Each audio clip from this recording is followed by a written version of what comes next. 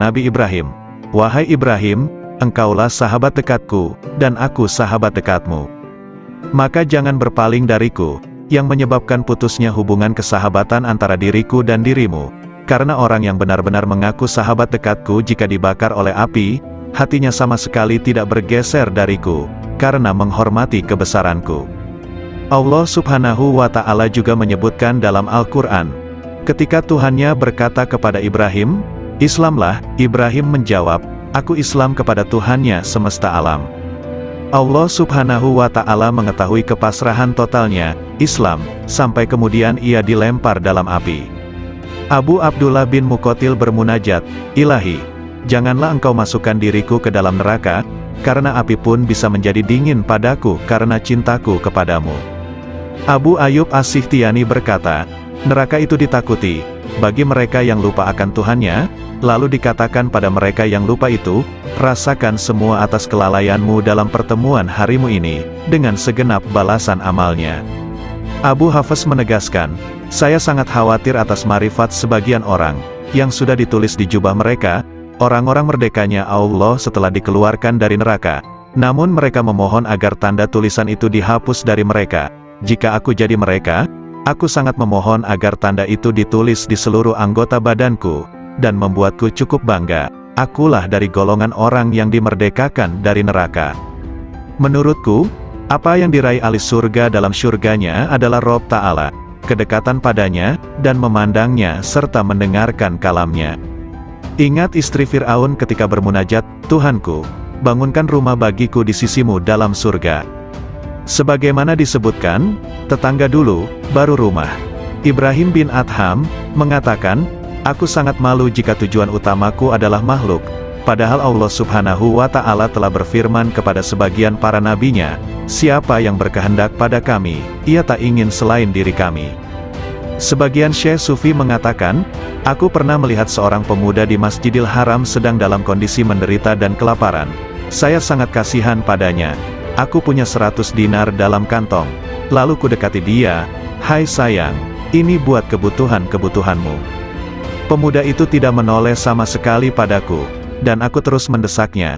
Pemuda itu berkata, hai Syekh, dinar ini sesuatu yang tidak bisa aku jual dengan surga dan seisinya.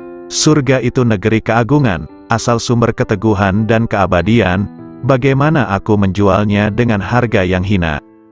Abu Musa Ad-Dailabi, pelayan Abu Yazid, semoga Allah merahmati keduanya, berkata, aku pernah mendengar seorang syekh di Bistam mengatakan, aku bermimpi, sepertinya Allah Subhanahu wa Ta'ala berfirman, kalian semua sedang mencari sesuatu dariku, selain Abu Yazid, sesungguhnya dia mencariku dan menghendakiku, dan aku pun menghendakinya. Abu Abdullah mengatakan, jadikan Allah itu sebagai majlis dan tempat kemesraan, disiplinlah hikmah pada Tuhanmu, maka dunia akan datang kepadamu dalam keadaan merana, dan kau diburu akhirat, dan akhirat begitu rindu. Hai pemburu dunia, tinggalkan dunia, maka dunia memburumu, lanjutnya.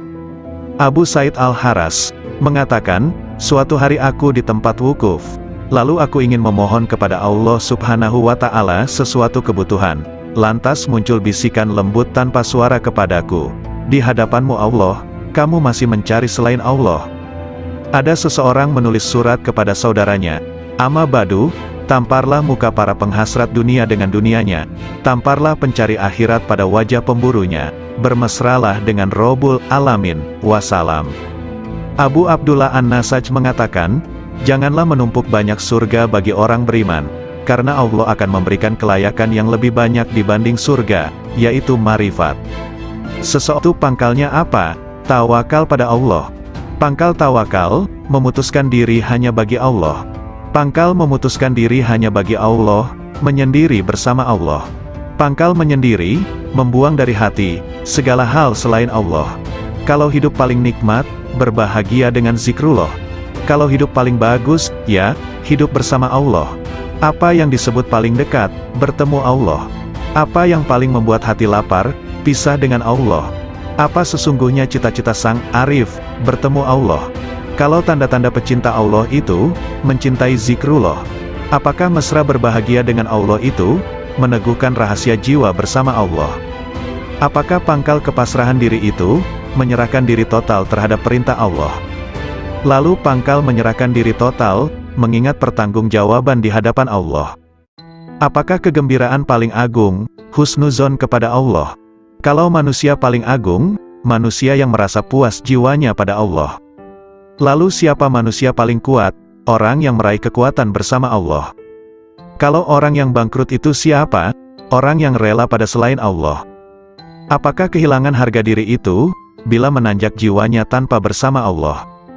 Kapan seorang hamba terjauhkan dari Allah, bila ia tertutup dari Allah? Kapan seseorang itu tertutup dari Allah, bila di hatinya masih ada hasrat selain Allah? Siapakah orang yang alpa itu? Siapapun yang menghabiskan umurnya tanpa disertai ketaatan pada Allah. Apakah zuhud di dunia itu, meninggalkan segala hal yang menyibukkan hatinya dari Allah? Siapakah orang yang menghadap Allah? Ya, siapapun yang menghadap pada Allah. Lalu siapa yang lari dari Allah? Siapapun yang lari dari Allah. Apakah kolbun salim itu? Kolbu yang di dalamnya tidak ada lagi selain Allah. Tolong beritahu aku, dari mana Anda makan, dari kekayaan Allah? Apa sih yang Anda sukai? Apapun yang ditentukan Allah padaku. Kalau begitu beri aku wasiat, lakukan taat kepada Allah dan ridolah kepada ketentuannya, bersenanglah dengan zikrullah, maka kalian akan jadi pilihan Allah. Orang yang mengenal Allah tidak akan maksiat. Suatu hari dalam perjalananku, kata Zunnun al-Misri, aku bertemu dengan orang tua, yang di wajahnya ada tanda sebagai kaum arifin. Semoga Allah merahmati Anda. Manakah jalan menuju Allah? Tanyaku padanya. Kalau Anda mengenalnya pasti Anda tahu jalan menuju padanya. Apakah seseorang bisa beribadah kepadanya tanpa mengenalnya? Apakah orang yang mengenalnya itu maksiat padanya? Jawabnya, bukankah Adam itu maksiat padanya dengan keparipurnaan marifatnya? Maka dia lupa, dan kami tidak menemukan baginya tekad. Sudahlah, kita jangan berdebat. Bukankah perbedaan ulama itu rahmat? Memang, kecuali dalam soal konsentrasi tauhid. Konsentrasi tauhid yang bagaimana? Menghilangkan pandangan selain Allah karena kemahatunggalannya. Apakah orang arif itu gembira? Apakah orang arif itu gelisah? Katanya balik bertanya. Bukankah orang yang mengenal Allah itu selalu gundah hatinya? Tidak, bahkan orang yang mengenal Allah kegundahan hatinya sirna. Apakah dunia bisa merubah hati orang arifin? Apakah akhirat bisa mengubah hatinya? Katanya lebih tajam. Bukankah orang arif itu sangat menghindari makhluk? Nauzubillah, sang arif tidak pernah gentar dengan makhluk. Hanya saja dia hatinya hijrah dan menyendiri bersama Allah. Apakah ada yang mengenal orang arif? Nah, apakah ada yang tidak mengenalnya? Jawabnya. Apakah sang arif bisa putus asa terhadap perkara selain Allah? Apakah ada orang arif yang masih memandang selain Allah, hingga ia harus putus asa? Apakah sang arif itu juga rindu pada Tuhannya? Apakah sang arif pernah kehilangan Allah, sampai ia harus rindu padanya? Apakah Ismul Azam itu? Hendaknya Anda katakan, Allah. Banyak sekali ucapan Anda tetapi tidak bisa membuat diriku bergetar oleh karisma ilahi, kataku.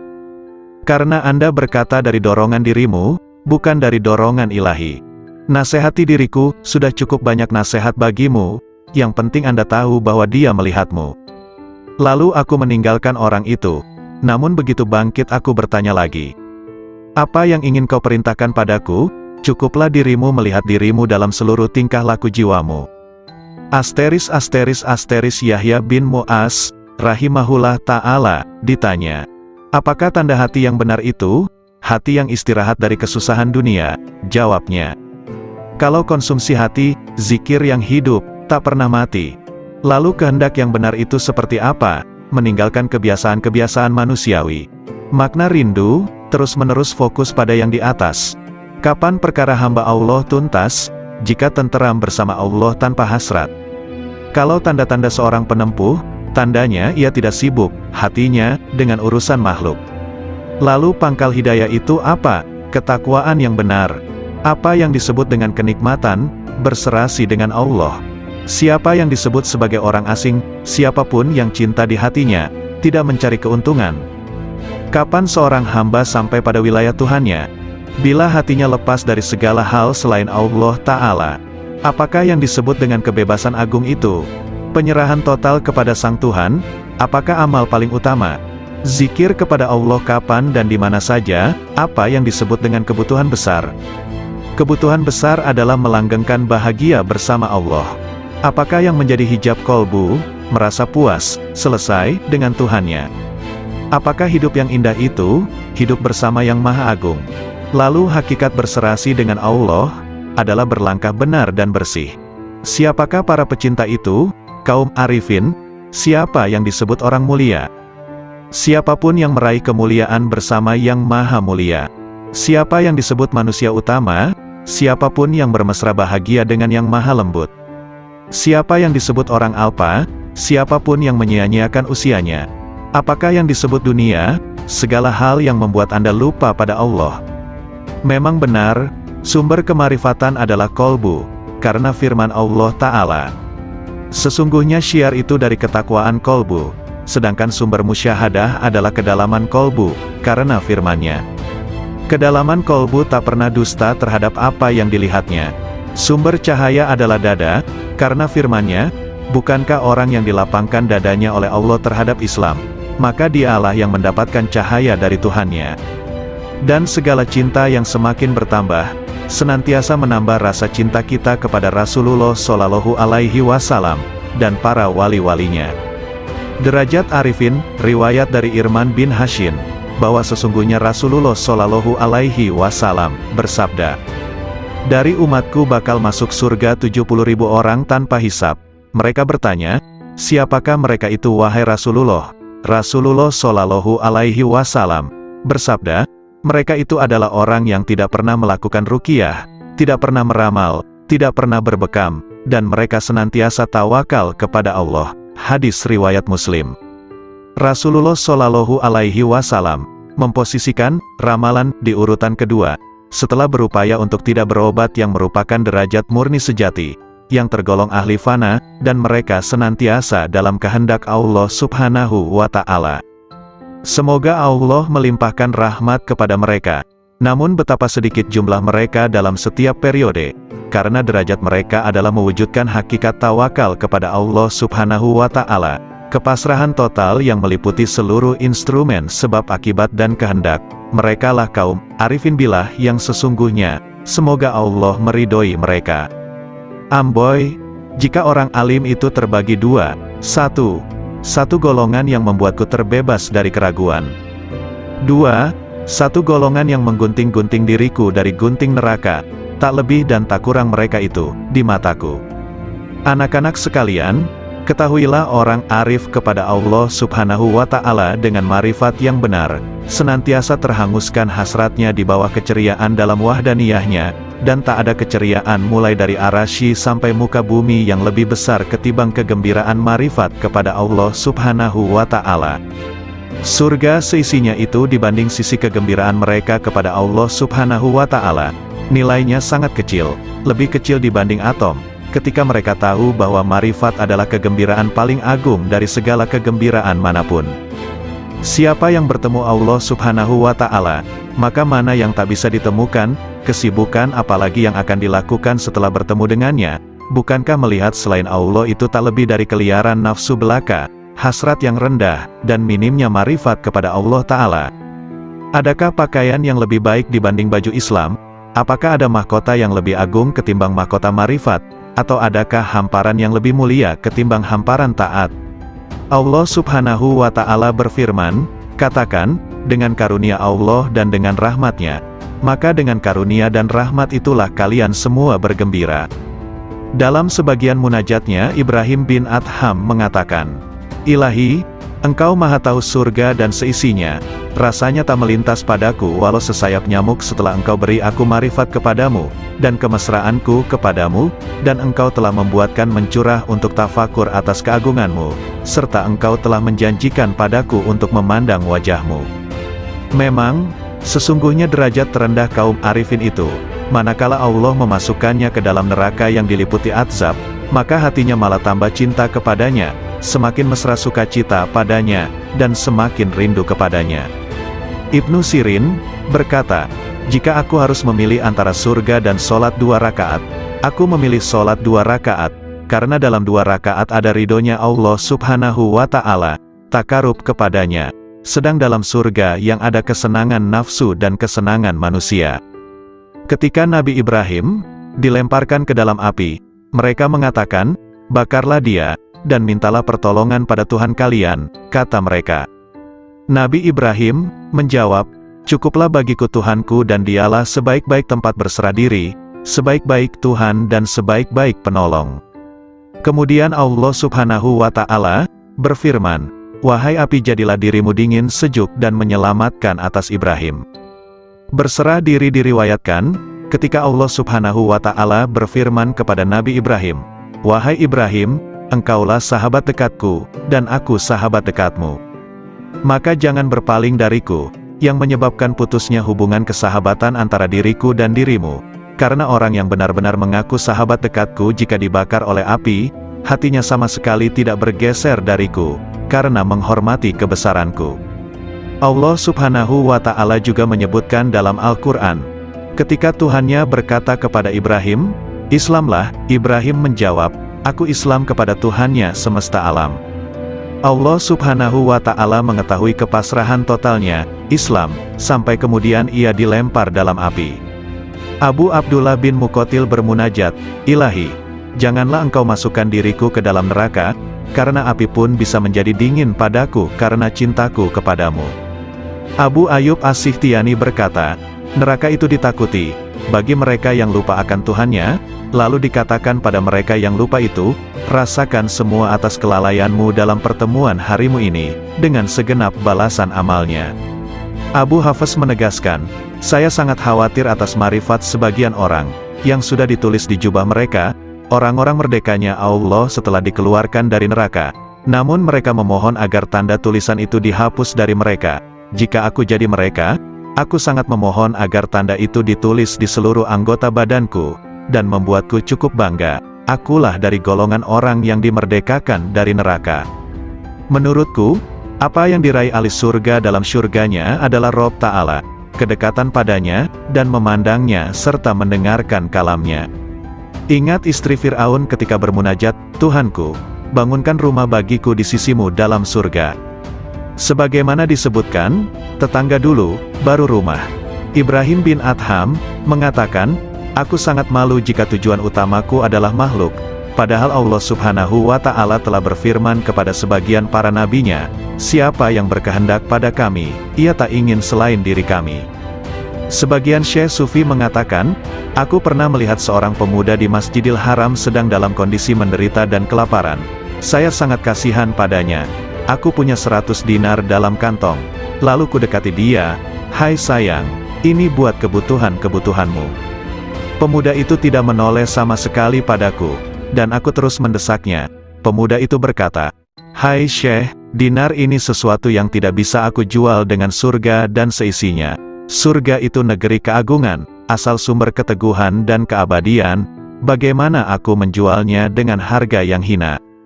Abu Musa Ad-Dailabi, pelayan Abu Yazid, semoga Allah merahmati keduanya, berkata, "Aku pernah mendengar seorang syekh di Bistam mengatakan, 'Aku bermimpi, sepertinya Allah Subhanahu wa Ta'ala berfirman, kalian semua sedang mencari sesuatu dariku, selain Abu Yazid.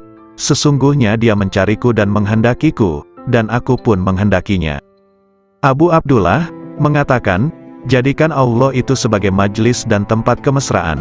Disiplinlah hikmah pada Tuhanmu, maka dunia akan datang kepadamu dalam keadaan merana, dan kau diburu akhirat, dan akhirat begitu rindu. Hai pemburu dunia, tinggalkan dunia, maka dunia memburumu." Lanjutnya, Abu Said Al-Haras mengatakan, "Suatu hari aku di tempat wukuf, lalu aku ingin memohon kepada Allah Subhanahu wa Ta'ala sesuatu kebutuhan. Lantas muncul bisikan lembut tanpa suara kepadaku, 'Di hadapanmu Allah, kamu masih mencari selain Allah.'" Ada seseorang menulis surat kepada saudaranya, "Amma badu, tamparlah muka para penghasrat dunia dengan dunianya, tamparlah pencari akhirat pada wajah pemburunya, bermesralah dengan Robul Alamin, wassalam." Abu Abdullah An-Nasaj mengatakan, "Janganlah menumpuk banyak surga bagi orang beriman, karena Allah akan memberikan kelayakan yang lebih banyak dibanding surga, yaitu marifat." Seseorang sholat jenazah dengan 5 kali takbir, ditanya kenapa sampai 5 kali. 4 takbiranku untuk si mayit, dan 1 untuk 2 rumah, dunia akhirat, katanya. Kisah terjadi ketika ayat Al-Quran dibacakan pada Abu Yazid. Di antara kalian ada yang berharap dunia, dan di antara kalian ada yang berharap akhirat. Lalu Abu Yazid berkata, mana yang berharap kepada Tuhan? Amirul Mukminin Ali bin Abi Thalib berkata kepada Abu Bakar As-Siddiq, wahai Khalifah Rasulullah Shallallahu Alaihi Wasallam, bagaimana Anda meraih posisi derajat ini hingga mendahului kami? Abu Bakar Siddiq menjawab, dengan 5 perkara. Pertama, aku dapatkan manusia 2 kelompok, pemburu dunia dan pemburu akhirat, sedangkan aku pemburu Tuhan. Kedua, sejak aku masuk Islam, aku tak pernah kenyang dengan makanan dunia. Ketiga, aku tak pernah segar minum minuman dunia. Keempat, jika muncul di hadapanku 2 pilihan amaliyah, amal dunia dan amal akhirat, aku pasti memilih amal akhirat. Kelima, aku berguru, bersahabat, pada Nabi Shallallahu Alaihi Wasallam, dan aku senantiasa bersahabat yang sebaik-baiknya. Sungguh mengherankan, riwayat dari Umar bin Khattab, aku mendengar Rasulullah mengatakan, sesungguhnya amal-amal itu bergantung dengan niat-niatnya, dan sesungguhnya setiap orang tergantung apa yang diniatkan. Maka siapa yang hijrahnya kepada Allah dan Rasul-Nya, maka hijrahnya kepada Allah dan Rasul-Nya.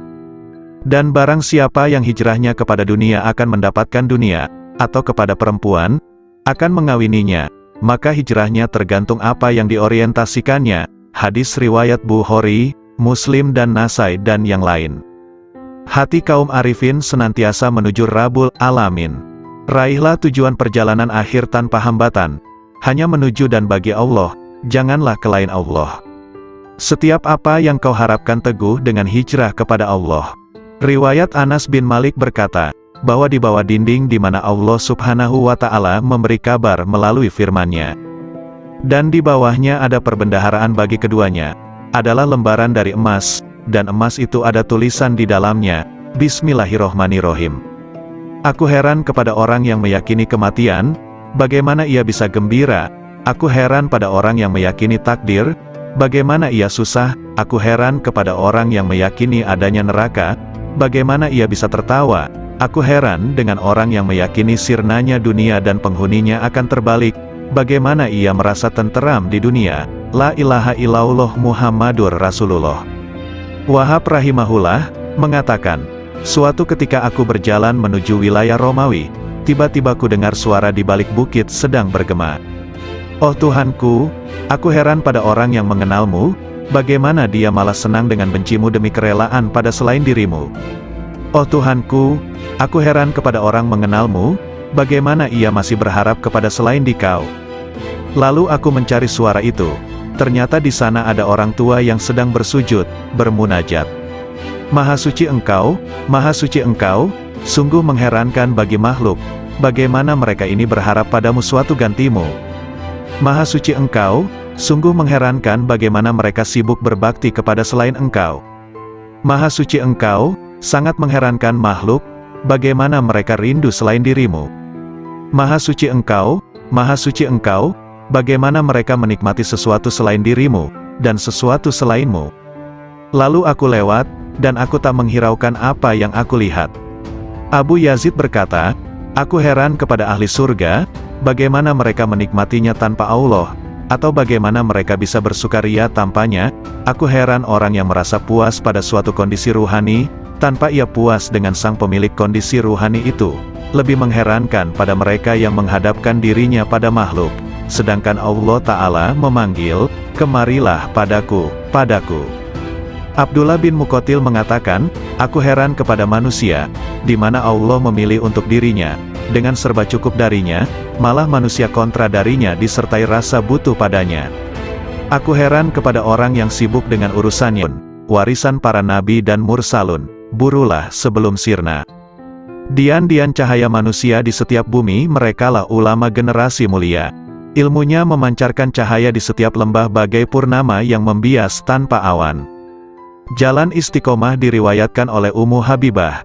Ia berkata, bahwa Rasulullah Shallallahu Alaihi Wasallam bersabda, tak seorang pun hamba yang muslim, sholat lillahi ta'ala setiap hari 12 rakaat, sholat sunnah, bukan sholat fardu, kecuali Allah membangunkan rumah di dalam surga. Hadis riwayat Muslim, Abu Dawud, Tirmidzi dan Nasai. Hadis ini memotivasi untuk menegakkan ibadah-ibadah sunnah, karena ibadah sunnah salah satu bentuk takarub kepada Allah Ta'ala, sekaligus menjadi bekal kaum arifun dalam menempuh jalan menuju kepada Allah Subhanahu wa Ta'ala, sekaligus menjadi perilaku kaum yang mengkhususkan, menyendiri, jiwanya di sisi Allah Subhanahu wa Ta'ala. Anak-anak sekalian, ketahuilah siapa yang hakikat batinnya menyendiri bersama Allah secara total, dan rahasia sirnya benar-benar manunggal, akan terbuka seluruh tirai, segala bukti menjadi nyata, ketika musyahadah pada cahaya al-haq Allah Subhanahu wa Ta'ala. Di sanalah Allah menuangkan minuman dengan gelas cintanya, hingga ia mabuk dari lainnya, segalanya menjadi riang dan ringan, segala diamnya adalah zikir, nafasnya adalah tasbih, kalamnya adalah penyucian, dan tidurnya adalah sholat, doa. Sang hamba senantiasa menaiki kendaraan marifat, hingga bertemu yang dimarifati. Bila sudah bertemu, ia abadi selamanya bersamanya, tidak berpaling ke lainnya. Kolbu itu ibarat istana, dan marifat adalah rajanya, akal adalah menterinya yang punya departemen dan instrumen, lisan sebagai penerjemah, sedangkan rahasia batinnya dari Khazanah Ar-Rahman, masing-masing konsisten dengan posisinya, sedangkan arah seluruhnya adalah istiqomahnya sir bersama Allah Subhanahu wa Ta'ala. Bila sir istiqomah, maka marifat menjadi istiqomah, lalu akal menjadi lurus. Bila akal konsisten, kolbu akan konsisten. Bila kolbu konsisten, jiwa akan konsisten. Bila nafsu konsisten, dalam pengendalian, perilaku batin akan konsisten. Sir dicahayai oleh sifat jamal dan jalalnya. Akal dicahayai oleh cahaya kesadaran dan renungan pelajaran. Kolbu dicahayai oleh cahaya rasa takut dan cinta disertai kontemplasi fikiran. Nafsu dicahayai dengan cahaya olah jiwa dan pengekangan. Sir adalah lautan dari samudera anugerah pemberiannya, dan gelombangnya tak terhingga, tiada henti pula. Jika sir konsisten bersama Allah Subhanahu wa Ta'ala, maka senantiasa akan abadi dalam musyahadah, dan sirna dari penglihatan pada istiqomahnya. Perlu diketahui bahwa jalan istiqomah, konsistensi, itu laksana tenda agung dari jalan akhirat, dan berjalan di tepinya lebih sulit dibanding jalan di tepian akhirat. Alam rahasia bisa menjadi tipu daya, karena Allah Subhanahu wa Ta'ala tidak suka pada hati hamba yang masih ada cinta pada yang lain selain Dia. Mereka tidak ingin sesuatu dari Allah kecuali Allah. Dalam sebagian kitabnya Allah Ta'ala berfirman, bila yang kesibukan jiwa hambaku lebih kepadaku dibanding yang lain, maka kujadikan nikmat dan hasrat ada dalam mencintaiku, dan aku singkapkan hijab antara diriku dengan dirinya. Ada seseorang sedang masuk dalam tempat Syekh Sari As-Sakati, lantas lelaki itu bertanya, manakah yang bisa mendekatkan pada Allah Ta'ala, hingga sang hamba bisa mendekat kepadanya? Maka As-Sari menangis, lalu berkata, orang seperti Anda ini masih bertanya seperti itu. Yang paling utama cara mendekatkan hamba kepada Allah Subhanahu wa Ta'ala, hendaknya Allah Subhanahu wa Ta'ala muncul di hatimu, dan Anda tidak mau sama sekali pada dunia dan akhirat, kecuali hanya padanya. Ibrahim bin Adham mengatakan, puncak dari hasrat dan citaku dalam hubunganku dengan Allah Ta'ala adalah, hendaknya Dia menjadikan diriku condong terus kepadanya, hingga aku tak memandang apapun selain Dia, dan aku tidak sibuk dengan siapapun selain sibuk dengannya. Aku tak peduli Dia jadikan diriku jadi debu, atau hilang sama sekali. Nabi Ibrahim pernah ditanya, dengan cara apa Anda dapatkan keakraban dengan Allah Ta'ala? Dengan memutuskan diriku hanya kepada Tuhanku, dan pilihanku kepadanya dibanding lainnya, serta aku tidak pernah makan kecuali bersama tamuku. Rabia Al-Basriyah mengatakan, oh Tuhanku, hasratku di dunia dan di akhirat nanti hanya mengingatmu, dan hasratku di akhirat dari akhirat hanya memandangmu, maka lakukanlah antara keduanya sekehendakmu. Abu Yazid Al-Bistami menegaskan, rahasia batinku naik menuju Allah Subhanahu wa Ta'ala, lalu terbang dengan sayap marifat dengan cahaya kecerdasan di cakrawala wahdaniyah, kemahatunggalannya. Tiba-tiba nafsu menghadapku dan berkata, kemana kau pergi? Akulah nafsumu dan engkau harus bersamaku.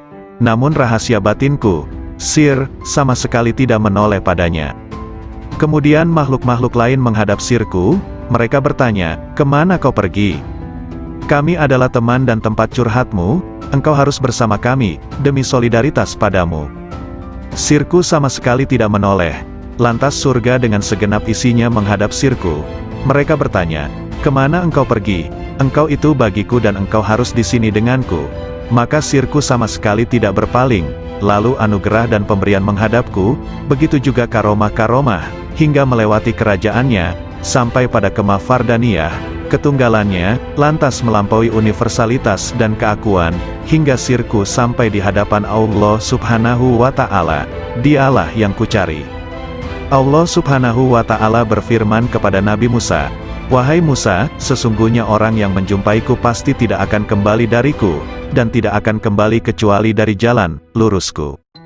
Abul Abbas Nin Atta mengatakan, manakala akhirat muncul dalam diri hamba, dunia menjadi sirna di sisinya, sehingga sang hamba hanya menetap di negeri keabadian. Namun manakala sang hamba berada dalam penyaksian Allah Ta'ala, segala hal selain Allah Ta'ala sirna, dan hamba abadi bersama Allah Subhanahu wa Ta'ala.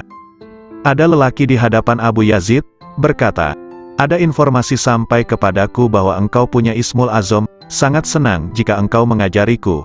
Abu Yazid menjawab, "Nama Allah itu tidak terbatas, namun kosongkan hatimu hanya bagi kemahaesaannya, meninggalkan berpaling pada selain Allah Ta'ala. Jika Anda bisa demikian, raihlah isem, nama, manapun yang kau kehendaki, maka dengan isem itu Anda bisa pergi dari timur hingga barat, dalam sekejap dan Anda telah kembali." Zunnun al-Misri mengatakan, ketika aku naik haji, tiba-tiba ada anak muda mengatakan, "Oh Tuhanku, aku telah mengumpulkan tebusanmu, dan engkau maha tahu, lalu apa yang engkau berlakukan pada mereka?" Lalu ku dengar suara, "Tebusanku banyak, dan yang mencariku sedikit." Sebagian sufi ditanya, seberapakah antara Allah Subhanahu wa Ta'ala dan hambanya? 4 langkah saja, 1 langkah meninggalkan dunia, 1 langkah meninggalkan makhluk, 1 langkah meninggalkan nafsu, dan 1 langkah meninggalkan akhirat, maka sang hamba sudah di hadapan Allah Subhanahu wa Ta'ala. Jawabnya. Sari berkata, siapa yang bangkit untuk taat kepada Allah Ta'ala tanpa ada yang lain, Allah akan memberi minuman dari mata air cinta darinya, dan dihantar menuju tempat yang benar. Sayyidina Ali karramallahu wajhah mengatakan, orang arif manakala keluar dari dunia tak ada pemandu maupun penyaksi di hari kiamat, tidak ada malaikat Ridwan di surga, juga tidak ada malaikat Malik di neraka. Beliau ditanya, lalu di mana sang arif dijumpai? Di hadapan Allah yang Maha Diraja, di tempat yang benar.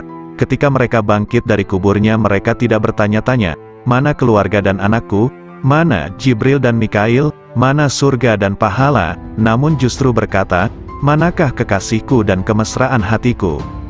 Kolbu kaum arifin punya mata yang memandang apa yang tak biasa dipandang manusia.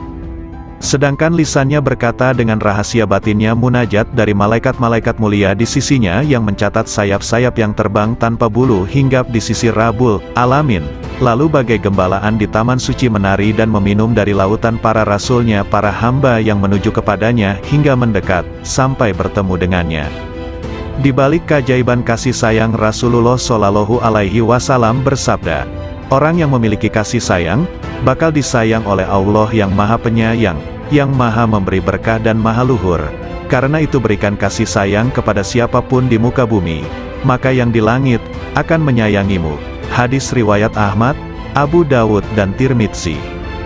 Dalam hadis yang mulia ini ada keajaiban yang luar biasa dari ilmu-ilmu dan rahasia Allah, di mana Al-Mustafa Nabi Muhammad Shallallahu Alaihi Wasallam memerintahkan adanya cinta dan kasih sayang terhadap semua makhluk di muka bumi, agar kasih sayang dari malaikat luhur di langit melimpah pula. Karena langit adalah jalan bagi turunnya kasih sayang ilahi, dan tempat sumber limpahan-limpahan alam cinta dan kasih sayang, sekaligus tempat hunian para malaikat yang dijadikan sebagai perantara rahasia-rahasia antara dirinya dan para makhluknya. Bila Allah melimpahkan rahmat dalam rahasia malaikat rizki, maka Allah memberikan pertolongan kepada pencari rizki. Bila Allah melimpahkan rahmat kepada rahasia pencatat amal, maka Allah memberikan kelupaan hamba terhadap keburukan-keburukan. Bila Allah melimpahkan pada rahasia malaikat rakib, maka Allah memberikan pertolongan dan kasih sayang. Kasih sayang adalah perilaku jiwa kaum arifin dan sekaligus menjadi miraj kalbunya menuju Tuhannya. Sedangkan hamba-hamba Allah yang arifin tadi merupakan pantulan manifestasi rahmat Tuhan semesta alam bagi para makhluknya, dan Dia adalah Maha Suci nan Maha Cinta dan Kasih. Anak-anak sekalian, bila kalian mewujudkan sifat kasih sayang kepada sesama makhluk, Anda pasti dirahmati. Jika Anda bermajlis dengan kaum arifin, pasti Anda sukses jiwamu.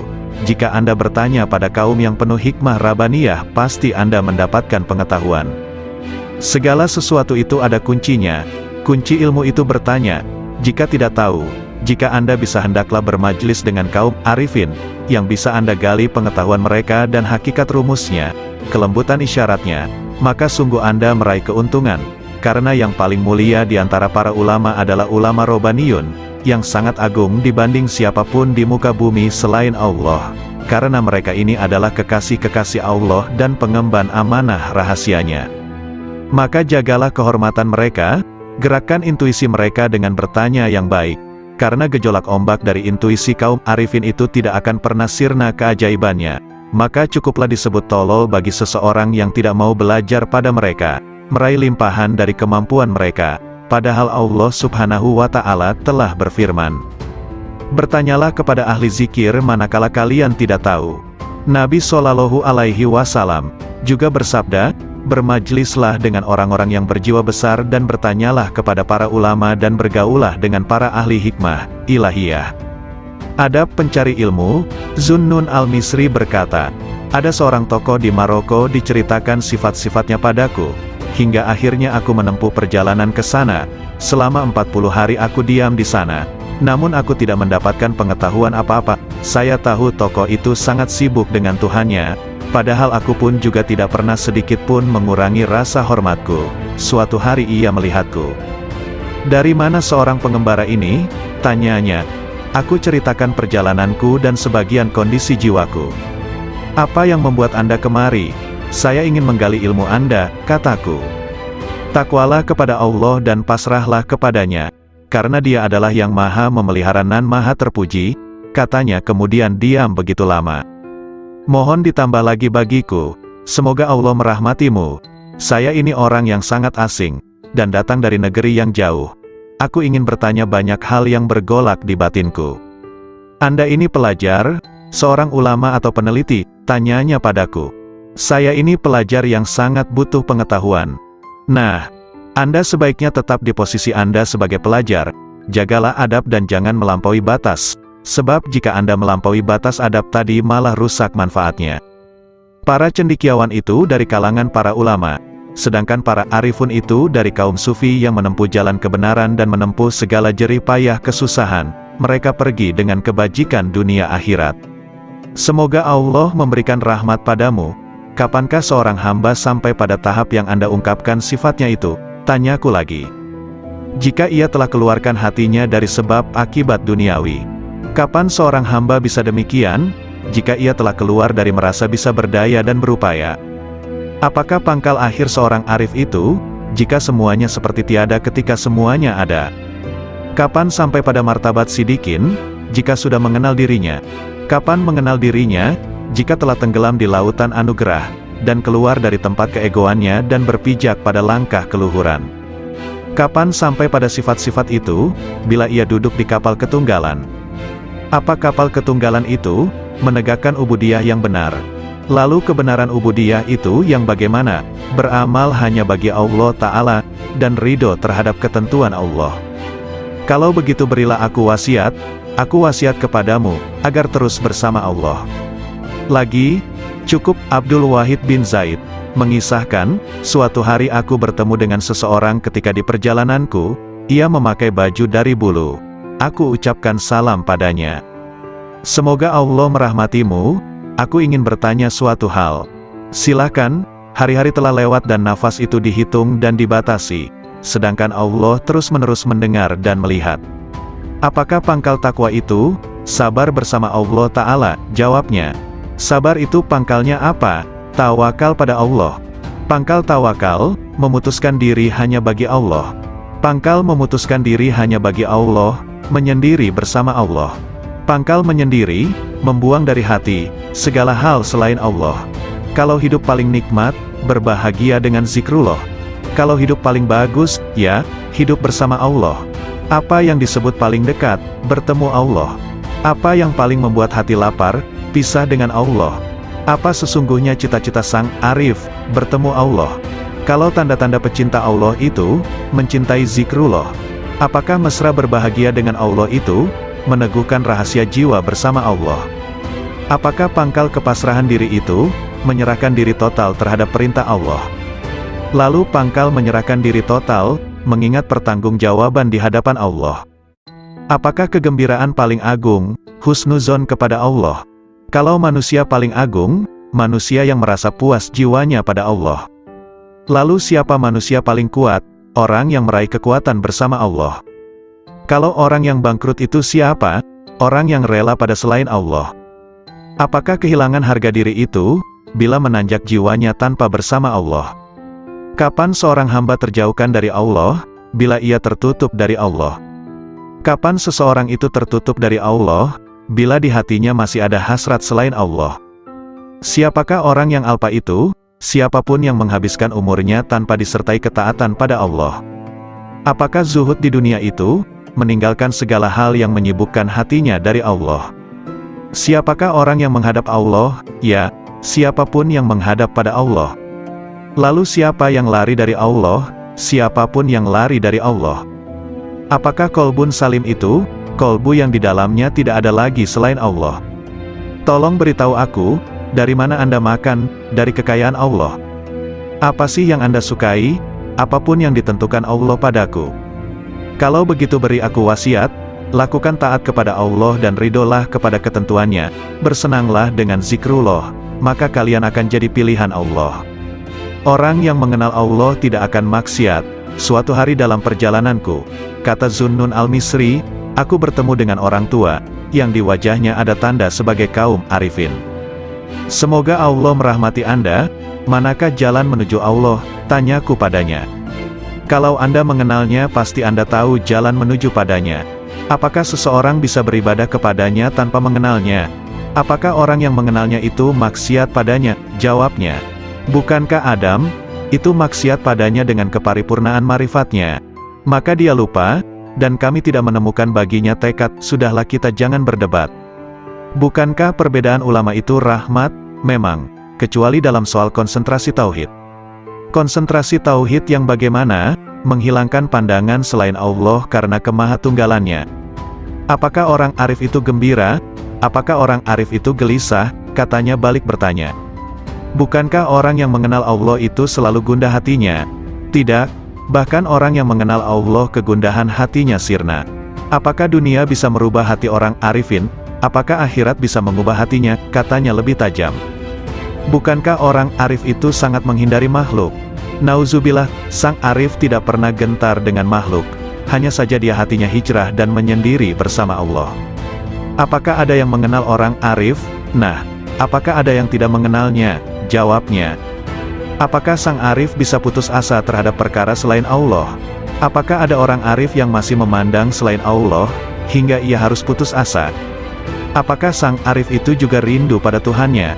Apakah sang arif pernah kehilangan Allah, sampai ia harus rindu padanya? Apakah Ismul Azam itu, hendaknya Anda katakan, Allah. Banyak sekali ucapan Anda tetapi tidak bisa membuat diriku bergetar oleh karisma ilahi, kataku. Karena Anda berkata dari dorongan dirimu, bukan dari dorongan ilahi. Nasihati diriku, sudah cukup banyak nasihat bagimu, yang penting Anda tahu bahwa Dia melihatmu. Lalu aku meninggalkan orang itu. Namun begitu bangkit aku bertanya lagi. Apa yang ingin kau perintahkan padaku? Cukuplah dirimu melihat dirimu dalam seluruh tingkah laku jiwamu. Asteris Yahya bin Mu'az, rahimahullah ta'ala, ditanya. Apakah tanda hati yang benar itu? Hati yang istirahat dari kesusahan dunia. Jawabnya. Kalau konsumsi hati, zikir yang hidup, tak pernah mati. Lalu kehendak yang benar itu seperti apa? Meninggalkan kebiasaan-kebiasaan manusiawi. Makna rindu, terus-menerus fokus pada yang di atas. Kapan perkara hamba Allah tuntas? Jika tenteram bersama Allah tanpa hasrat. Kalau tanda-tanda seorang penempuh, Tandanya ia tidak sibuk, hatinya, dengan urusan makhluk. Lalu pangkal hidayah itu apa? Ketakwaan yang benar. Apa yang disebut dengan kenikmatan, berserasi dengan Allah. Siapa yang disebut sebagai orang asing, dan kau diburu akhirat, dan akhirat begitu rindu. Hai pemburu dunia, tinggalkan dunia, maka dunia memburumu, lanjutnya. Abu Said Al-Haras mengatakan, suatu hari aku di tempat wukuf, lalu aku ingin memohon kepada Allah Subhanahu wa Ta'ala sesuatu kebutuhan. Lantas muncul bisikan lembut tanpa suara kepadaku, di hadapanmu Allah, kamu masih mencari selain Allah. Ada seseorang menulis surat kepada saudaranya, Amma badu, tamparlah muka para penghasrat dunia dengan dunianya, tamparlah pencari akhirat pada wajah pemburunya, bermesralah dengan Robul Alamin, wassalam. Abu Abdullah An-Nasaj mengatakan, janganlah menumpuk banyak surga bagi orang beriman, karena Allah akan memberikan kelayakan yang lebih banyak dibanding surga, yaitu marifat. Seseorang sholat jenazah dengan 5 kali takbir, ditanya kenapa sampai 5 kali, 4 takbiranku untuk si mayit, dan 1 untuk 2 rumah, dunia akhirat, katanya. Kisah terjadi ketika ayat Al-Quran dibacakan pada Abu Yazid, di antara kalian ada yang berharap dunia, dan di antara kalian ada yang berharap akhirat. Lalu Abu Yazid berkata, mana yang berharap kepada Tuhan? Amirul Mukminin Ali bin Abi Thalib berkata kepada Abu Bakar As-Siddiq, wahai Khalifah Rasulullah Shallallahu Alaihi Wasallam, bagaimana Anda meraih posisi derajat ini hingga mendahului kami? Abu Bakar Siddiq menjawab, dengan 5 perkara. Pertama, aku dapatkan manusia 2 kelompok, pemburu dunia dan pemburu akhirat, sedangkan aku pemburu Tuhan. Kedua, sejak aku masuk Islam, aku tak pernah kenyang dengan makanan dunia. Ketiga, aku tak pernah segar minum minuman dunia. Keempat, jika muncul di hadapanku 2 pilihan amaliyah, amal dunia dan amal akhirat, aku pasti memilih amal akhirat. Kelima, aku berguru, bersahabat, pada Nabi Shallallahu Alaihi Wasallam, dan aku senantiasa bersahabat yang sebaik-baiknya. Sungguh mengherankan, riwayat dari Umar bin Khattab, aku mendengar Rasulullah mengatakan, sesungguhnya amal-amal itu bergantung dengan niat-niatnya, dan sesungguhnya setiap orang tergantung apa yang diniatkan. Maka siapa yang hijrahnya kepada Allah dan Rasul-Nya, maka hijrahnya kepada Allah dan Rasul-Nya. Dan barang siapa yang hijrahnya kepada dunia akan mendapatkan dunia, atau kepada perempuan, akan mengawininya, maka hijrahnya tergantung apa yang diorientasikannya. Hadis riwayat Bukhari, Muslim dan Nasai dan yang lain. Hati kaum arifin senantiasa menuju Rabbul Alamin. Raihlah tujuan perjalanan akhir tanpa hambatan, hanya menuju dan bagi Allah, janganlah kelain Allah. Setiap apa yang kau harapkan teguh dengan hijrah kepada Allah. Riwayat Anas bin Malik berkata, bahwa di bawah dinding di mana Allah Subhanahu wa Ta'ala memberi kabar melalui firman-Nya. Dan di bawahnya ada perbendaharaan bagi keduanya, adalah lembaran dari emas, dan emas itu ada tulisan di dalamnya, Bismillahirrohmanirrohim. Aku heran kepada orang yang meyakini kematian, bagaimana ia bisa gembira. Aku heran pada orang yang meyakini takdir, bagaimana ia susah. Aku heran kepada orang yang meyakini adanya neraka, bagaimana ia bisa tertawa. Aku heran dengan orang yang meyakini sirnanya dunia dan penghuninya akan terbalik, bagaimana ia merasa tenteram di dunia. La ilaha illallah Muhammadur Rasulullah. Wahab rahimahullah mengatakan, suatu ketika aku berjalan menuju wilayah Romawi, tiba-tiba ku dengar suara di balik bukit sedang bergema. Oh Tuhanku, aku heran pada orang yang mengenalmu, bagaimana dia malah senang dengan bencimu demi kerelaan pada selain dirimu. Oh Tuhanku, aku heran kepada orang mengenalmu, bagaimana ia masih berharap kepada selain dikau. Lalu aku mencari suara itu. Ternyata di sana ada orang tua yang sedang bersujud, bermunajat. Maha suci Engkau, sungguh mengherankan bagi makhluk, bagaimana mereka ini berharap padamu suatu gantimu. Maha suci Engkau, sungguh mengherankan bagaimana mereka sibuk berbakti kepada selain Engkau. Maha suci Engkau, sangat mengherankan makhluk, bagaimana mereka rindu selain dirimu. Maha suci Engkau, bagaimana mereka menikmati sesuatu selain dirimu, dan sesuatu selainmu. Lalu aku lewat, dan aku tak menghiraukan apa yang aku lihat. Abu Yazid berkata, aku heran kepada ahli surga, bagaimana mereka menikmatinya tanpa Allah, atau bagaimana mereka bisa bersukaria tanpanya. Aku heran orang yang merasa puas pada suatu kondisi ruhani, tanpa ia puas dengan sang pemilik kondisi ruhani itu. Lebih mengherankan pada mereka yang menghadapkan dirinya pada makhluk, sedangkan Allah Ta'ala memanggil, kemarilah padaku, padaku. Abdullah bin Muqatil mengatakan, aku heran kepada manusia, di mana Allah memilih untuk dirinya, dengan serba cukup darinya, malah manusia kontra darinya disertai rasa butuh padanya. Aku heran kepada orang yang sibuk dengan urusannya, padahal urusannya sudah selesai. Aku heran kepada orang yang memerintahkan orang lain sedang ia sendiri tidak mengerjakan. Ia marah pada orang lain sedang ia sendiri melanggar. Ia benci untuk maksiat sedangkan ia melakukannya. Ia senang untuk ditaati sedangkan ia tidak taat pada Tuhannya. Ia mencaci yang lain dengan prasangka, sedangkan ia tak pernah mencaci dirinya dengan yakin. Hatim al-Asham mengatakan, aku heran kepada orang yang malu pada makhluk, bagaimana ia tidak malu kepada Allah. Aku heran kepada orang yang mencari ridho makhluk sedangkan ia tidak mencari ridho Tuhan. Aku heran kepada orang yang mencintai ahli ibadah, sedangkan ia menuju maksiat. Aku heran kepada orang yang mengenal keagungan Allah, bagaimana ia bisa kontra padanya. Aku heran kepada orang yang makan rizki Tuhannya, bagaimana ia terima kasih kepada selain Allah. Aku heran kepada orang yang membeli budak dengan hartanya, bagaimana ia tidak membeli orang merdeka dengan kebajikannya dan ucapan indahnya.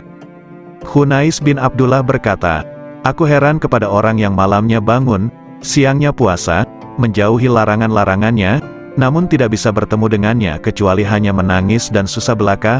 Aku heran kepada orang yang malamnya tidur, siangnya bermain-main, dipenuhi dosa-dosa, sedangkan ia tak akan bertemu dengannya selamanya, malah ia tertawa bergembira. Yahya bin Mu'az berkata, aku heran kepada orang yang menghinakan dirinya untuk si budak, dan ia menemukan dari tuannya apa yang dia mau. Aku heran kepada orang yang konsumsinya roti kering, namun bermaksiat pada Tuhannya yang maha lembut. Aku heran kepada orang yang takut akan kematian dirinya tapi tidak takut kepada kematian hatinya, yang takut akan kehilangan dunianya, bagaimana ia tidak takut kehilangan agamanya. Seorang sufi berdendang, Ilahi, aku heran darimu dan dariku. Apakah kau mensirnakan diriku olehmu dariku, engkau dekatkan aku darimu hingga kuduga sesungguhnya engkau adalah aku. Yahya bin Mu'az bermunajat, oh Ilahi, mengingat surga berarti kematian, mengingat neraka berarti kematian. Sungguh mengherankan orang yang hidup di antara dua kematian, soal surga ia tidak sabar, dan soal neraka ia tidak sabar atas siksanya. Dikatakan, mengingat wusyul adalah kematian, mengingat pisah adalah kematian. Bagaimana hati hidup di antara dua kematian? Kematian orang yang marifat itu sangat mengherankan, karena sang arif berada di antara kegembiraan marifat dan ketakutan pisah dengan Allah Ta'ala. Bagaimana kematian berserasi dengan kesenangan marifat, atau bagaimana kehidupan disertai ketakutan pisah? Aku heran kepada orang yang berkata, aku mengingat Tuhanku. Adakah bisa lupa? Lalu aku mengingat yang kulupa, aku mati jika mengingatmu, kemudian hidup jika bukan karena air wusyulmu, aku tak pernah hidup lalu kau hidupkan dengan harapan, lalu aku mati oleh kerinduan. Seberapa banyak aku hidup padamu dan berapa aku mati, ku teguk air cinta, piala demi piala, tak habis-habismu minuman, tak puas-puasnya. Sungguh heran, perkaraku jadi aneh di setiap lorong keanehan, lalu aku jadi heran di setiap lorong keheranan. Assalamualaikum warahmatullahi wabarakatuh. Segala puji bagi Allah, Tuhan seru sekalian alam. Kali ini akan dibacakan artikel yang berjudul Nasihat Nabi Khidir alaihi salam kepada Syekh Malaya atau Sunan Kalijaga. Matahari berbeda dengan bulan, perbedaannya terdapat pada cahaya yang dipancarkannya. Sudahkah hidayah iman terasa dalam dirimu? Tauhid adalah pengetahuan penting untuk menyembah pada Allah. Juga makrifat harus kita miliki untuk mengetahui kejelasan yang terlihat, ya ru'yat, melihat dengan mata telanjang, sebagai saksi adanya yang terlihat dengan nyata. Maka dari itu kita dalami sifat dari Allah, sifat Allah yang sesungguhnya, yang asli dari Allah. Sesungguhnya Allah itu, Allah yang hidup. Segala afalnya, perbuatannya, adalah berasal dari Allah. Itulah yang dimaksud dengan ru'yati. Kalau hidupmu senantiasa kamu gunakan ru'yat, maka itu namanya khairat, kebajikan hidup. Makrifat itu hanya ada di dunia. Jauhar awal khairat, mutiara awal kebajikan hidup, sudah berhasil kau dapatkan. Untuk itu secara tidak langsung kamu sudah mendapatkan pengawasan kamil, penglihatan yang sempurna. Insan kamil, manusia yang sempurna, berasal dari Zatullah, zatnya Allah. Sesungguhnya ketentuan gaib yang tersurat, adalah kehendak zat yang sebenarnya. Sifat Allah berasal dari zat Allah. Dinamakan insan kamil kalau mengetahui keberadaan Allah itu. Bila mana tidak tertulis namamu di dalam nuket gaib insan kamil, itu bukan berarti tidak tersurat. Ya, itulah yang dinamakan puji budi, usaha yang terpuji. Berusaha memperbaiki hidup, akan menjadikan kehidupan nyawamu semakin baik. Serta badannya, akan disebut badan Muhammad, yang mendapat kesempurnaan hidup. Syekh Malaya berkata lemah lembut, mengapa sampai ada orang mati yang dimasukkan neraka? Mohon penjelasan yang sebenarnya. Kanjeng Nabi Khidir berkata dengan tersenyum manis, wahai Malaya, maksudnya begini, neraka jasmani juga berada di dalam dirimu sendiri, dan yang diperuntukkan bagi siapa saja yang belum mengenal dan meniru laku Nabiullah. Hanya ruh yang tidak mati. Hidupnya ruh jasmani itu sama dengan sifat hewan, maka akan dimasukkan ke dalam neraka. Juga yang mengikuti bujuk rayu iblis, atau yang mengikuti nafsu yang merajalela seenaknya tanpa terkendali, tidak mengikuti petunjuk Gusti Allah Subhanahu wa Ta'ala. Mengandalkan ilmu saja, tanpa memperdulikan sesama manusia keturunan Nabi Adam, itu disebut iman tadot. Ketahuilah bahwa umat manusia itu termasuk badan jasmanimu. Pengetahuan tanpa guru itu, ibarat orang menyembah tanpa mengetahui yang disembah. Dapat menjadi kafir tanpa diketahui, karena yang disembah kayu dan batu, tidak mengerti apa hukumnya, itulah kafir yang bakal masuk neraka jahanam. Adapun yang dimaksudkan Rat Idafi adalah sesuatu yang kelak tetap kekal sampai akhir nanti kiamat dan tetap berbentuk ruh yang berasal dari ruh Allah. Yang dimaksud dengan cahaya adalah yang memancar terang serta tidak berwarna, yang senantiasa menerangi hati penuh kewaspadaan yang selalu mawas diri atau introspeksi mencari kekurangan diri sendiri serta mempersiapkan akhir kematian nanti. Merasa sebagai anak Adam yang harus mempertanggungjawabkan segala perbuatan. Ruh idafi sudah ada sebelum tercipta. Syirik itu dapat terjadi, tergantung saat menerima sesuatu yang ada, itulah yang disebut jauhar ning. Keenamnya jauhar awal. Jauhar awal adalah mutiara ibaratnya. Mutiara yang indah penghias raga agar nampak menarik. Mutiara akan tampak indah menawan. Bermula dari ibarat ketujuh, dikala mendengarkan sabda Allah, maka ruh idafi akan menyesuaikan yang terdapat di dalam zat Allah yang mutlak. Ruh serba pasrah kepada Zatullah, itulah yang dimaksudkan ruh idafi. Jauhar awal itu pula, yang menimbulkan salat daim. Salat daim tidak perlu menggunakan air wudhu, untuk membersihkan hadas tidak disyaratkan. Itulah salat batin yang sebenarnya, diperbolehkan makan, tidur, syahwat maupun buang kotoran, demikianlah tadi cara salat daim. Perbuatan itu termasuk hal terpuji, yang sekaligus merupakan perwujudan syukur kepada Allah. Jauhar tadi bersatu padu menghilangkan sesuatu yang menutupi atau mempersulit mengetahui keberadaan Allah yang terpilih. Adanya itu menunjukkan adanya Allah, yang mustahil kalau tidak berwujud sebelumnya.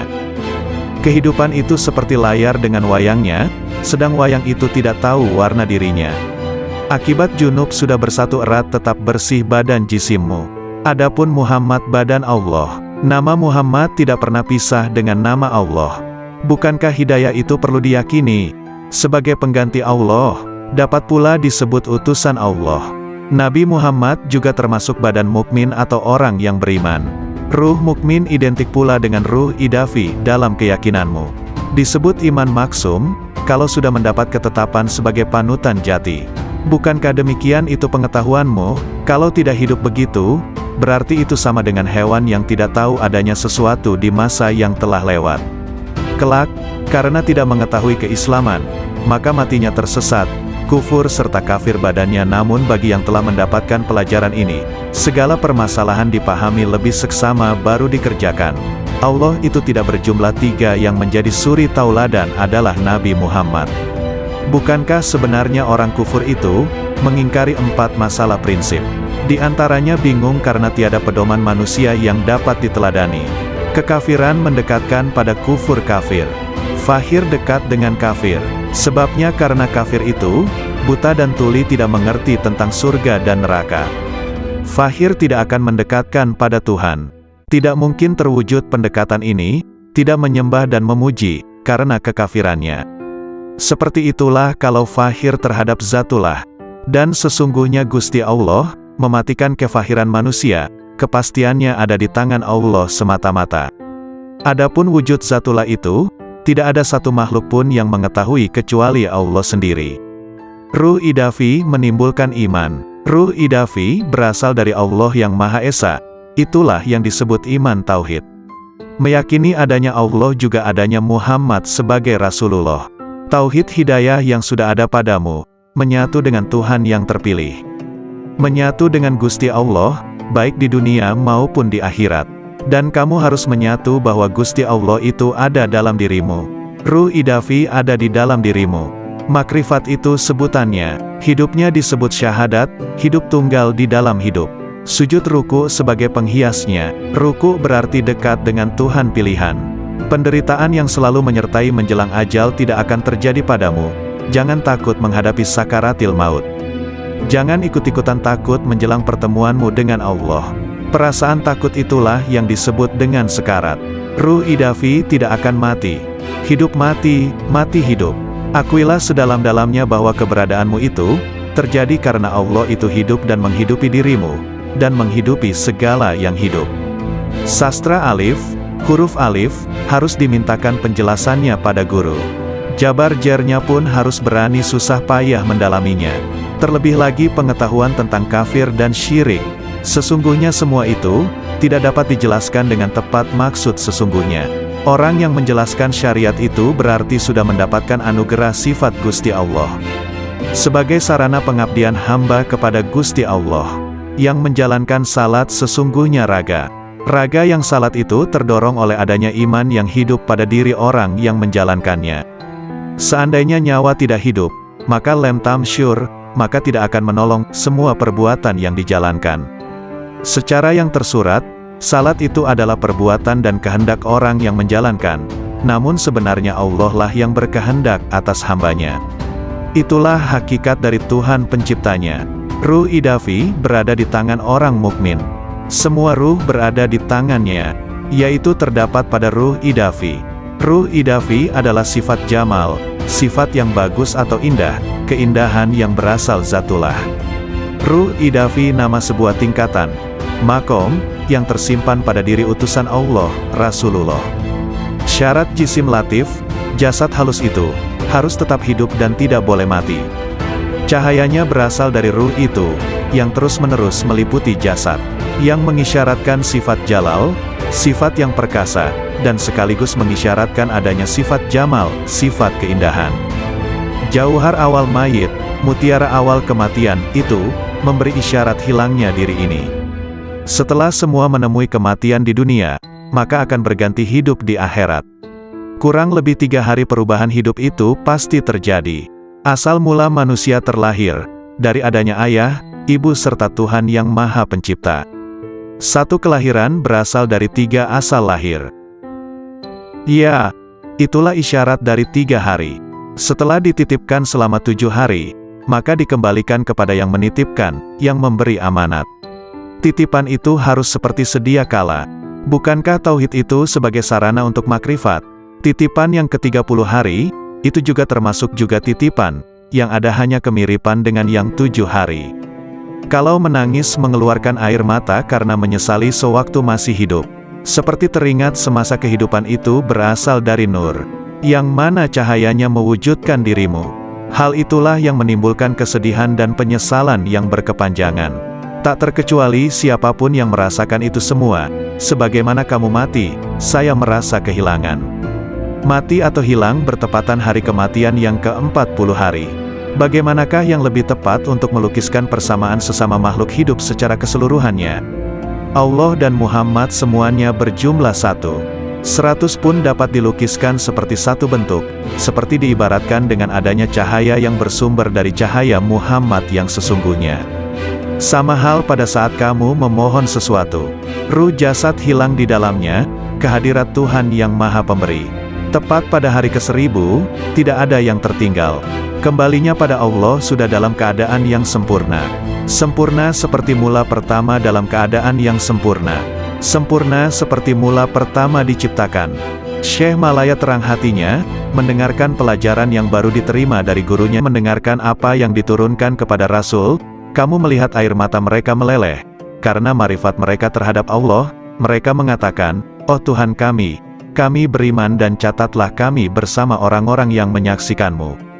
Metafor jiwa kaum arif seperti rumah, hatinya seperti lampu, minyaknya adalah rasa yakin, airnya dari kejujuran hati, pintalannya dari ikhlas, kacanya dari kebeningan dan kerelaan hati, dan gantungannya dari akal. Khauf itu adalah api dalam cahaya, sedangkan raja, harapan, adalah cahaya dalam api. Marifat seperti cahaya dalam cahaya. Lampu itu digantung di pintu lobang. Jika seorang arif membuka mulutnya, akan muncul hikmah dari dalam hatinya, mengalirlah cahaya hati lewat mulutnya, lalu cahaya itu membias kepada mereka yang siap disemai cahaya, lalu cahaya saling bergantungan dengan cahaya.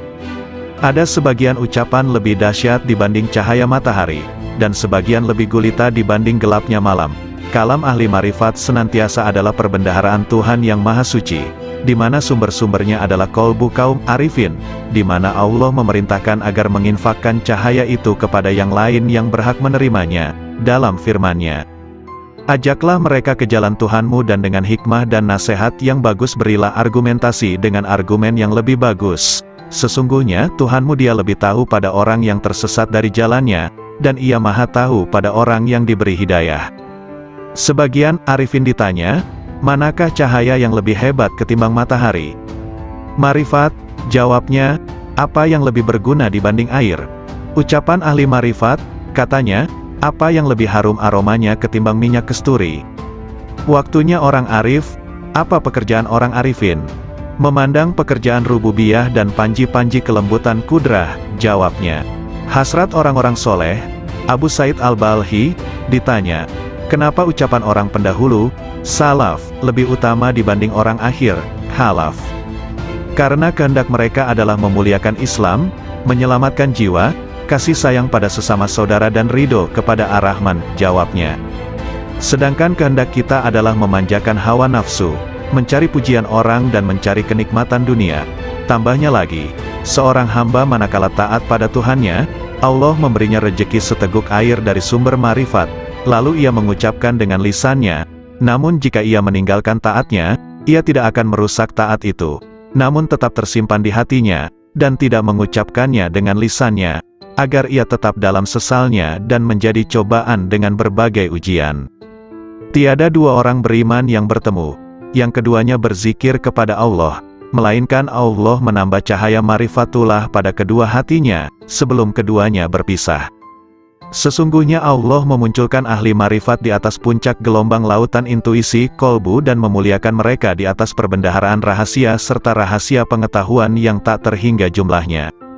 Tidak pernah putus uraiannya, tidak pernah ditemukan ujung dalamnya, tidak sirna keajaibannya, hingga mereka menyelami cahaya marifat, dalam kedalaman isyarat yang terpendam, dalam makna-maknanya yang tersembunyi, hingga keluar dengan keajaiban satriguna dan kelembutan bekal-bekal melimpahnya, hakikat-hakikat dan isyaratnya, yang membakar kolbu para pecinta, memesrakan ruh para penempuh.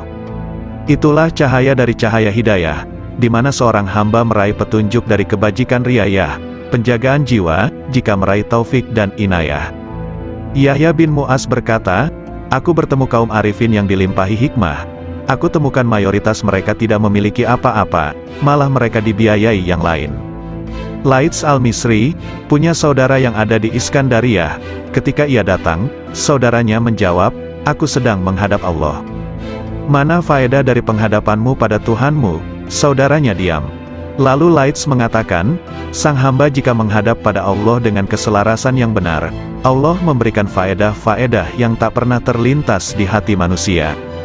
Yahya bin Mu'az, manakala bicara suatu hari, tiba-tiba ada orang yang berteriak keras di majelisnya, sembari merobek-robek bajunya. Hai, apa yang kamu katakan? Kalam ahli marifat, ketika muncul dari sumber rahasia kemanunggalan, ia menggali hati orang yang dibakar rindu dan cinta dengan apinya, lantas sifat-sifat manusiawi sirna. Karena itu kalimat orang yang bertakwa itu posisinya mendekati wahyu. Suatu ketika ada kata-kata terucap dari mereka, lalu ditanya, "Apa yang membuatmu bicara seperti ini?" Hatiku mengatakan demikian, bermula dari pikiranku, dari rahasia jiwaku, dari Tuhanku, katanya. Sandaran hikmah adalah wujudnya hikmah, yaitu barang berharga yang hilang dari penempuh. Ketika ditemukan ia ambil, ia tak peduli dari manapun wadahnya, dari manapun diucapkannya, dari hati mana dinukil atau dari dinding mana terukir atau dari kafir mana didengar. Nilai hikmah, dalam sebuah hadis disebutkan, siapa yang ingin ilmu oleh Allah tanpa belajar, mendapatkan petunjuk tanpa hidayah, maka zuhudlah dari dunia. Setiap hikmah ada ahli dan zamannya, dan zaman itu telah berlalu dengan sejumlah besar ahlinya, sedangkan yang tersisa kini hanyalah musibah. Maka kami kepada Allah, dan kami kepadanya kembali. Carilah lampu-lampu kalam kaum arifin sebelum mereka wafat, suatu nikmat yang kalian rasakan kemuliaannya, keutamaannya yang paripurna, dan Luqman dipilih oleh Allah dengan hikmah, karena kemuliaan hikmahnya. Hikmah itu sidikun, kebanggaan mutakun, firdaus para arifun, warisan para nabi dan mursalun, burulah sebelum sirna. Dian-dian cahaya manusia di setiap bumi, merekalah ulama generasi mulia. Ilmunya memancarkan cahaya di setiap lembah bagai purnama yang membias tanpa awan. Jalan istiqomah diriwayatkan oleh Ummu Habibah. Ia berkata, bahwa Rasulullah Shallallahu Alaihi Wasallam bersabda, tak seorang pun hamba yang muslim, sholat lillahi ta'ala setiap hari 12 rakaat, sholat sunnah, bukan sholat fardu, kecuali Allah membangunkan rumah di dalam surga. Hadis riwayat Muslim, Abu Dawud, Tirmidzi dan Nasai. Hadis ini memotivasi untuk menegakkan ibadah-ibadah sunnah, karena ibadah sunnah salah satu bentuk takarub kepada Allah Ta'ala, sekaligus menjadi bekal kaum arifun dalam menempuh jalan menuju kepada Allah Subhanahu wa Ta'ala, sekaligus menjadi perilaku kaum yang mengkhususkan, menyendiri, jiwanya di sisi Allah Subhanahu wa Ta'ala. Anak-anak sekalian, ketahuilah, siapa yang hakikat batinnya menyendiri bersama Allah secara total, dan rahasia sirnya benar-benar manunggal, akan terbuka seluruh tirai, segala bukti menjadi nyata, ketika musyahadah pada cahaya al-haq Allah Subhanahu wa Ta'ala. Di sanalah Allah menuangkan minuman dengan gelas cintanya, hingga ia mabuk dari lainnya, segalanya menjadi riang dan ringan, segala diamnya adalah zikir, nafasnya adalah tasbih, kalamnya adalah penyucian, dan tidurnya adalah sholat, doa. Sang hamba senantiasa menaiki kendaraan marifat, hingga bertemu yang dimarifati. Bila sudah bertemu, ia abadi selamanya bersamanya, tidak berpaling ke lainnya. Kolbu itu ibarat istana, dan marifat adalah rajanya, akal adalah menterinya yang punya departemen dan instrumen, lisan sebagai penerjemah, sedangkan rahasia batinnya dari Hazanah Ar-Rahman, masing-masing konsisten dengan posisinya, sedangkan arah seluruhnya adalah istiqomahnya sir bersama Allah Subhanahu wa Ta'ala. Bila sir istiqomah, maka marifat menjadi istiqomah, lalu akal menjadi lurus. Bila akal konsisten, kolbu akan konsisten. Bila kolbu konsisten, jiwa akan konsisten. Bila nafsu konsisten, dalam pengendalian, perilaku batin akan konsisten. Sir dicahayai oleh sifat jamal dan jalalnya. Akal dicahayai oleh cahaya kesadaran dan renungan pelajaran. Kolbu dicahayai oleh cahaya rasa takut dan cinta disertai kontemplasi fikiran. Nafsu dicahayai dengan cahaya olah jiwa dan pengekangan. Sir adalah lautan dari samudera anugerah pemberiannya, dan gelombangnya tak terhingga, tiada henti pula. Jika sir konsisten bersama Allah Subhanahu wa Ta'ala, maka senantiasa akan abadi dalam musyahadah, dan sirna dari penglihatan pada istiqomahnya. Perlu diketahui bahwa jalan istiqomah, konsistensi, itu laksana tenda agung dari jalan akhirat, dan berjalan di tepinya lebih sulit dibanding jalan di tepian akhirat. Alam rahasia bisa menjadi tipu daya, karena Allah Subhanahu wa Ta'ala tidak suka pada hati hamba yang masih ada cinta pada yang lain selain Dia. Mereka tidak ingin sesuatu dari Allah kecuali Allah. Dalam sebagian kitabnya Allah Ta'ala berfirman, bila yang kesibukan jiwa hambaku lebih kepadaku dibanding yang lain, maka kujadikan nikmat dan hasrat ada dalam mencintaiku, dan aku singkapkan hijab antara diriku dengan dirinya. Ada seseorang sedang masuk dalam tempat Syekh Sari As-Sakati. Lantas lelaki itu bertanya, manakah yang bisa mendekatkan pada Allah Ta'ala, hingga sang hamba bisa mendekat kepadanya? Maka As-Sari menangis, lalu berkata, orang seperti Anda ini masih bertanya seperti itu. Yang paling utama cara mendekatkan hamba kepada Allah Subhanahu wa Ta'ala, hendaknya Allah Subhanahu wa Ta'ala muncul di hatimu, dan Anda tidak mau sama sekali pada dunia dan akhirat, kecuali hanya padanya.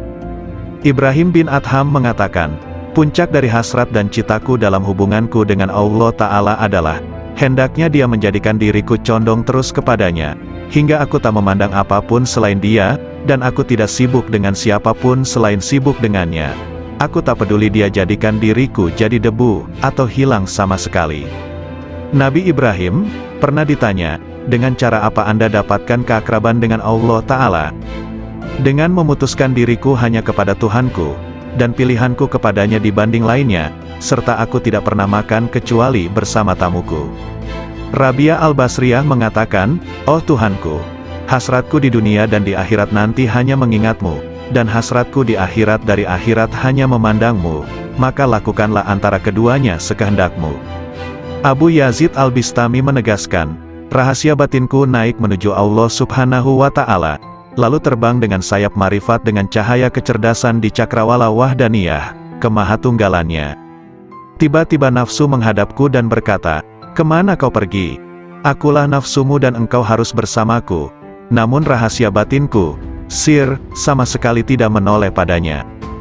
Kemudian makhluk-makhluk lain menghadap sirku, mereka bertanya, kemana kau pergi?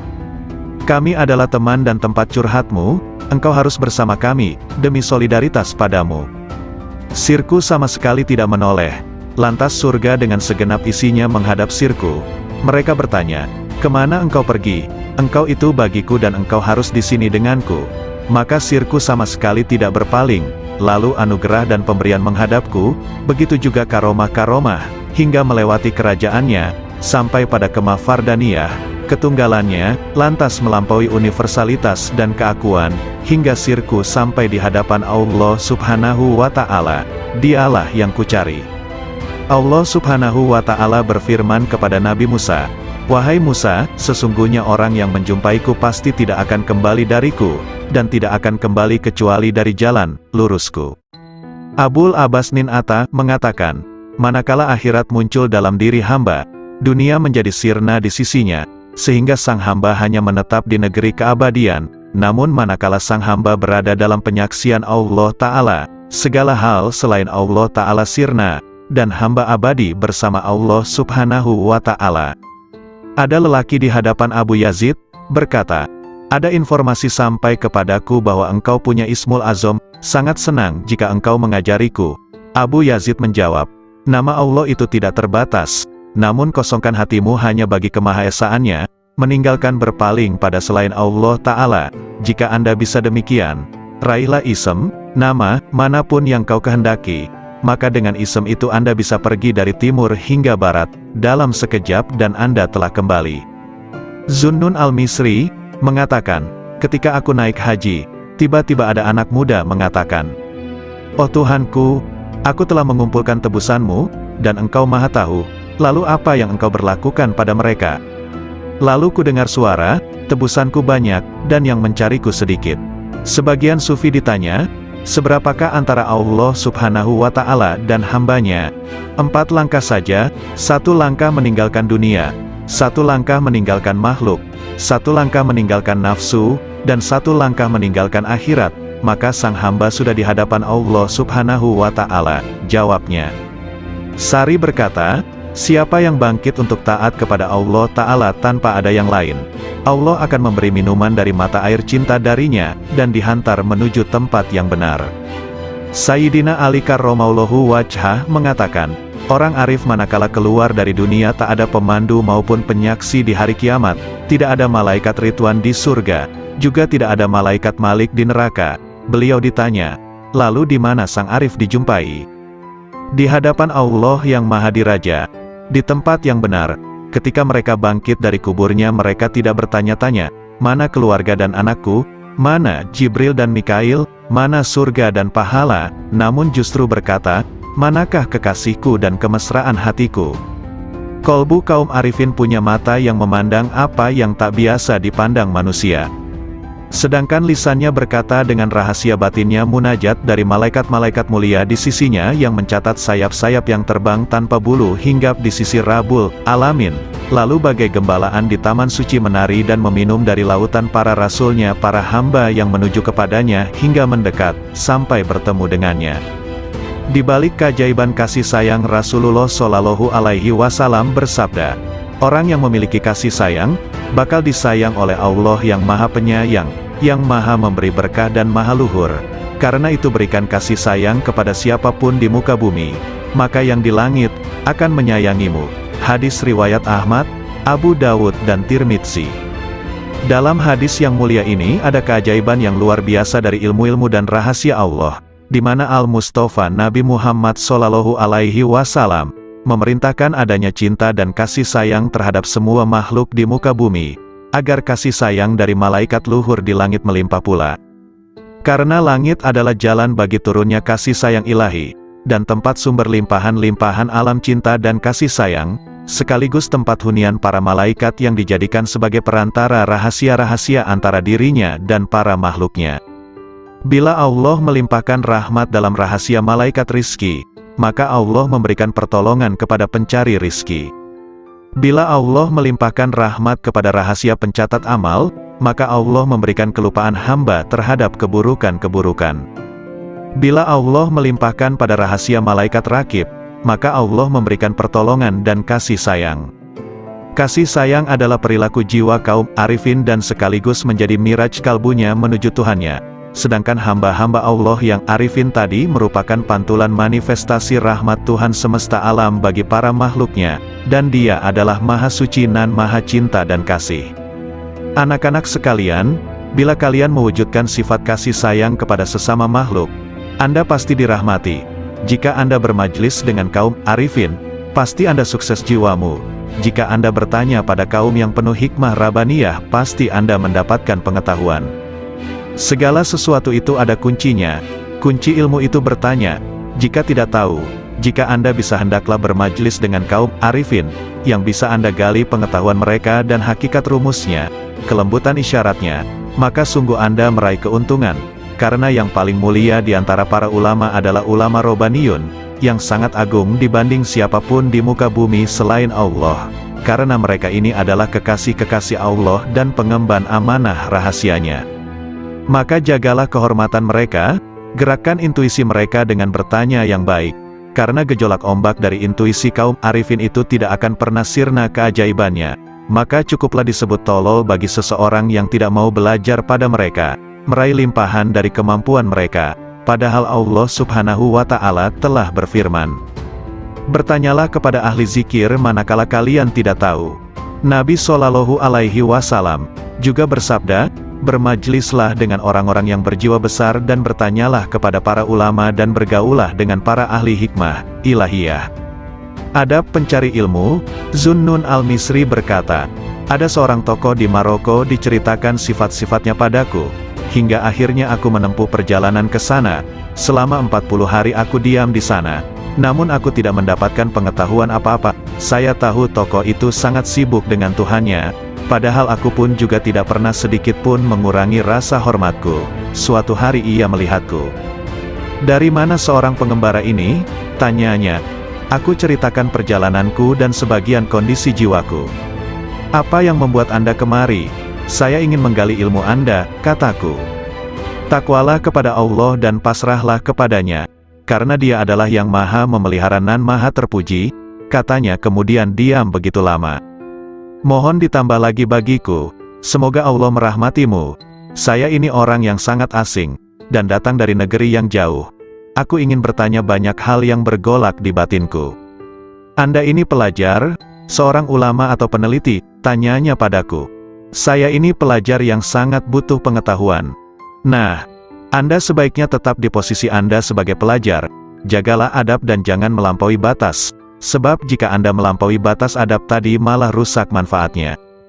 Para cendekiawan itu dari kalangan para ulama, sedangkan para arifun itu dari kaum sufi yang menempuh jalan kebenaran dan menempuh segala jerih payah kesusahan, mereka pergi dengan kebajikan dunia akhirat. Semoga Allah memberikan rahmat padamu. Kapankah seorang hamba sampai pada tahap yang Anda ungkapkan sifatnya itu? Tanyaku lagi. Jika ia telah keluarkan hatinya dari sebab akibat duniawi. Kapan seorang hamba bisa demikian? Jika ia telah keluar dari merasa bisa berdaya dan berupaya. Apakah pangkal akhir seorang arif itu? Jika semuanya seperti tiada ketika semuanya ada. Kapan sampai pada martabat sidikin? Jika sudah mengenal dirinya. Hadis disebutkan, siapa yang ingin ilmu oleh Allah tanpa belajar, mendapatkan petunjuk tanpa hidayah, maka zuhudlah dari dunia. Setiap hikmah ada ahli dan zamannya, dan zaman itu telah berlalu dengan sejumlah besar ahlinya, sedang